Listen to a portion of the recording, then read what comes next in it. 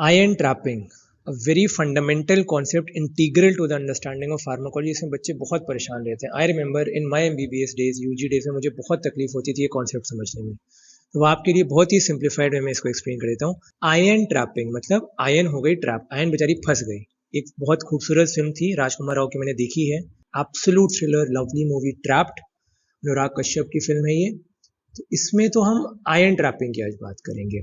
जैसे मैंने आपको बताया था आयन ट्रैपिंग, जैसे वीकली एसिडिक ड्रग मैंने बताया था ना पिछले वाले वीडियो में अपने, तो उसमें क्या है, सपोज एस्पिरिन है, एस्पिरिन वीकली एसिडिक ड्रग है।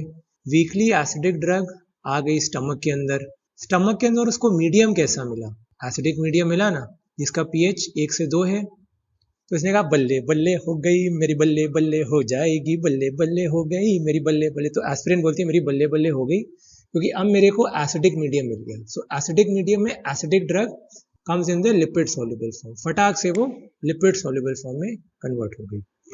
मतलब इसका जो lipid, acidic drug acidic medium lipid soluble form, basic drug basic medium water, sorry basic drug basic medium lipid soluble form. मतलब मॉर्फिन, एट्रोपिन, एम्फेटामिन इंटेस्टाइन में absorb होगी, वहां पे पीएच अल्कलीन है, और जो वीकली एसिड जैसे कि एस्पिरिन हो गई वो लिपिड सॉल्युबल फॉर्म में आ गई पेट के अंदर। अब यहाँ तो उसने कहा हो गई मेरी बल्ले बल्ले हो गई मेरी बल्ले बल्ले, तो एस्पिरिन फटाक से अंदर चली गई। ठीक, अब कहानी असली शुरू होती है। जब एस्पिरिन अंदर चली गई, it immediately breaks up into ions.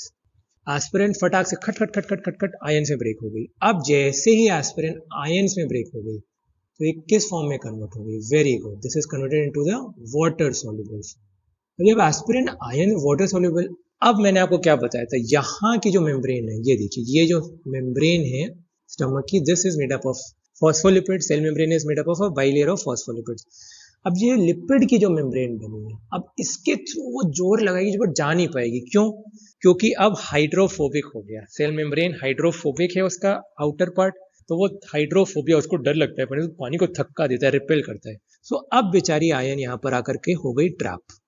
ठीक, बहुत इंपॉर्टेंट क्लिनिकल रिलेवेंस है इसका, बहुत ज्यादा क्वेश्चन पूछा था, फेवरेट क्वेश्चन है लोगों का।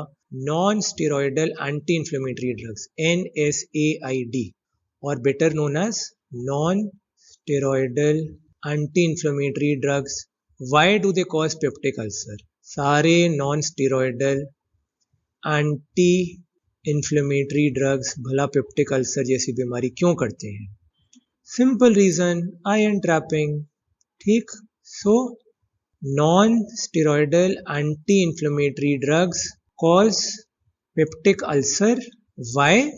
आयन ट्रैपिंग, आयन बेचारी फंस गई, ट्रैप हो गई, इसलिए। तो इसका क्लिनिकल रेलेवेंस ये हो गया। Okay, bye.